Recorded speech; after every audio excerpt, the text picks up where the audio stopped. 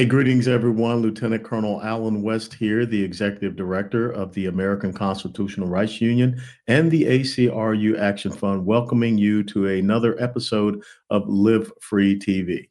And without a doubt, when you talk about our constitutional republic, first of all, we have to recognize and realize that as a constitutional republic, we have a rule of law that pretty much so sets forth the guidelines of what is right and what is wrong within our constitutional republic. It is the rule of law, the law of the land. And the other thing we have to understand is that America being a republic, meaning that we do have sovereign borders that define this republic, this nation that we call these United States of America. But unfortunately, what we see happening, because President Trump is true to form, he has made his promises and he is keeping his promises, especially on the issue of illegal immigration, is that we see the progressive socialist left in a complete meltdown. And obviously not getting the memo from November the 5th of 2024 saying that the American people want safety and security. The American people do not want to have millions of people here illegally, to include hundreds of thousands of criminal illegal immigrants, which is really a double entendre because entering this country illegally is a felony offense. That's a criminal action. And then on top of that, we have those that are here committing crimes and those that are coming here that have committed crimes in their home countries.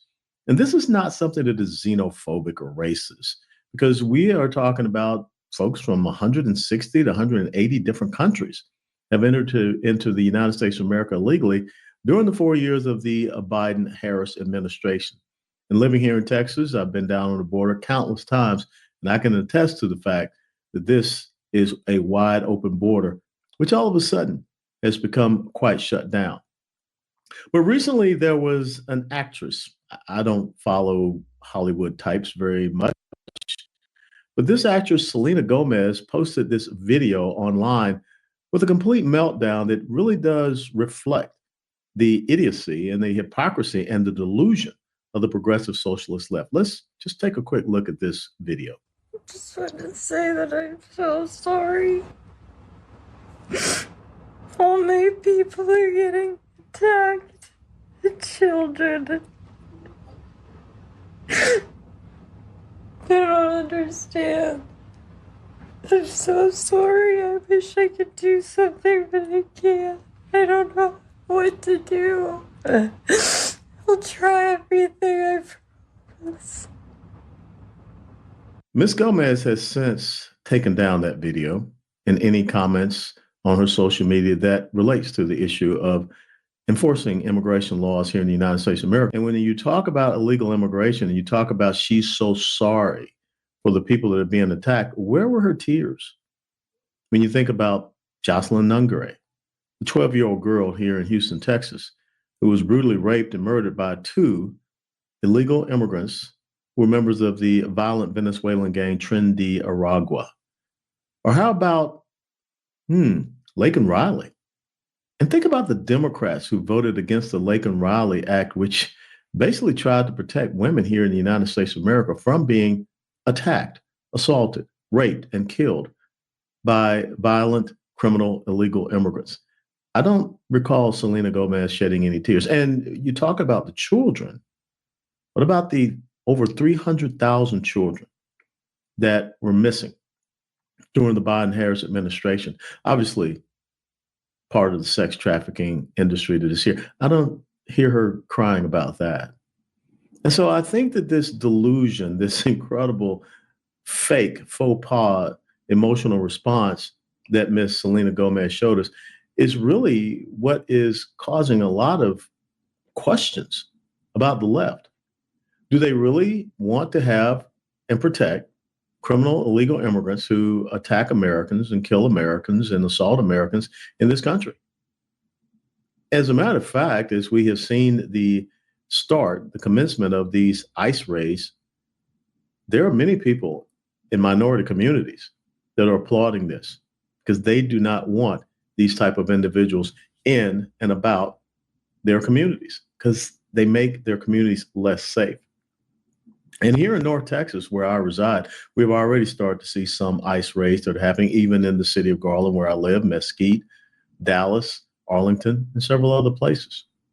But yet, this past weekend, we had individuals in Dallas and Fort Worth that came out and protested against the deportations of criminal illegal immigrants here in the United States of America. So, again, what is it that these people want? Do they want us to harbor criminals? Which brings me to a very interesting exchange from someone that is a governor in one of our states here in the United States of America. Let's just look at this statement from Governor Pritzker. Governor Pritzker comes out and says that he is giving a warning to the president-elect, Donald Trump, that if anyone tries to come from my people, they will have to come through me.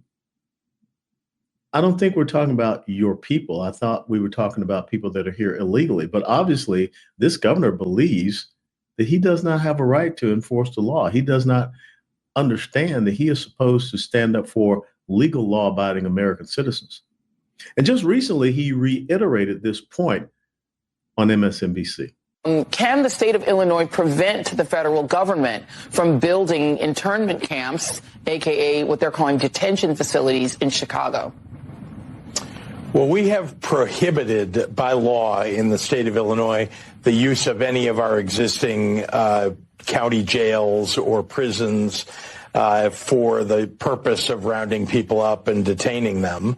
I want to be clear that there are certain circumstances in which the federal government, state governments should work together to allow deportation. An example would be somebody who's been convicted of a violent crime.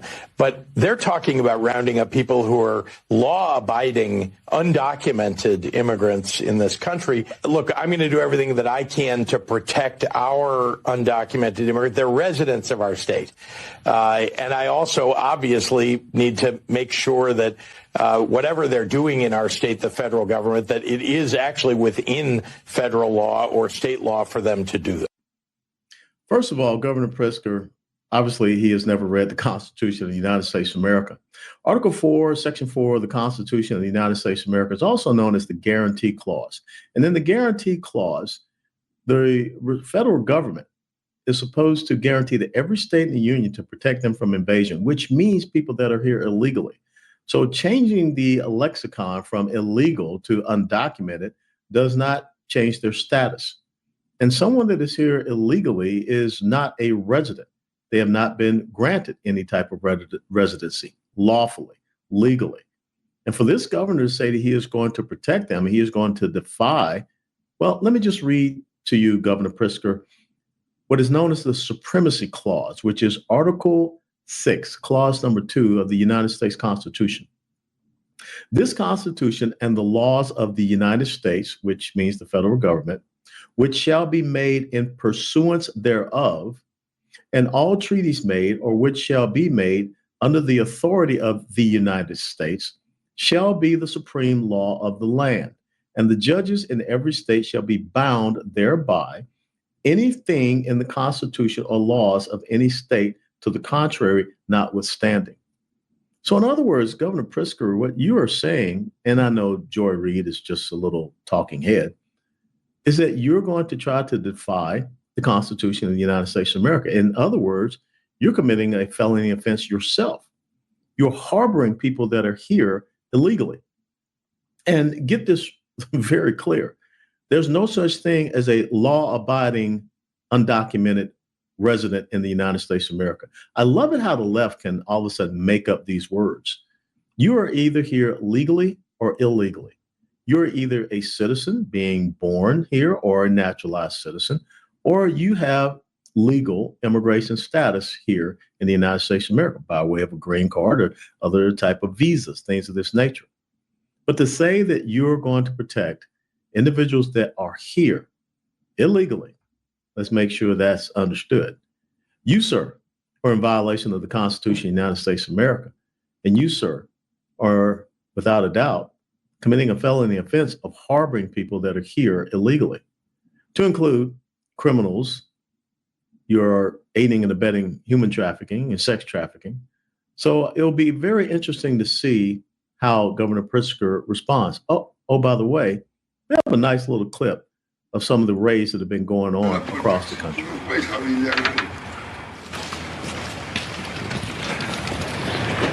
You got transport?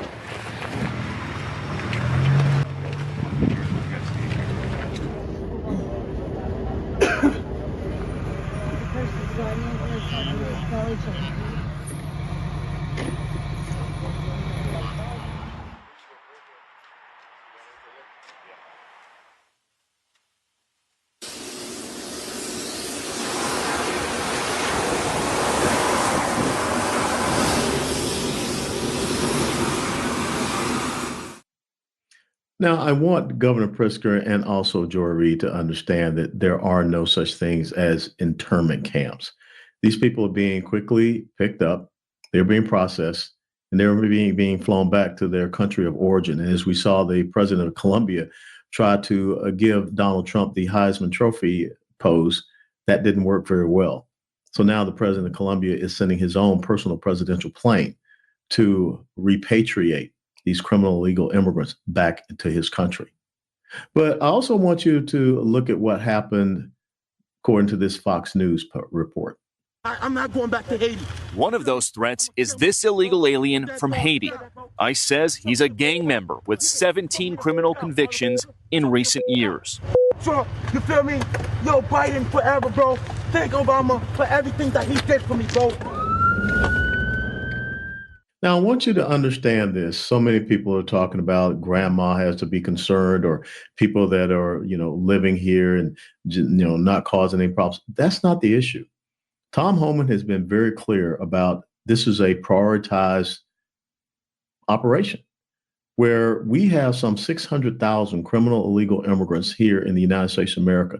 Those people that provide national security and domestic security threats, those are first and foremost. And again, that's 600,000 in number. That's from the ICE database, even before President Trump took office.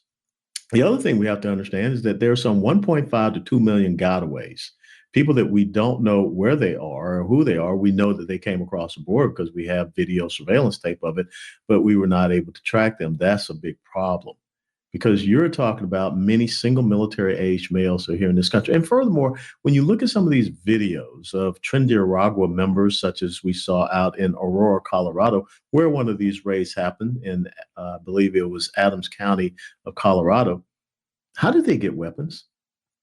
Because I think that those people also, maybe they are straw buyers or whatever, that are enabling these individuals to get weapons. They should also be arrested and face deportation. That's a very serious crime.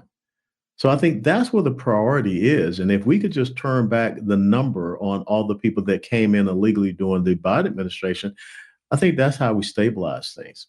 Furthermore, you look at what is happening on the border, those encounters, they've gone down to less than 100 in some places when they used to top out anywhere from 4,000, 7,000, 10,000 in some cases on certain days. So we have to do what is necessary to protect the sovereignty of these United States of America. And let me close on this one last point. Birthright citizenship.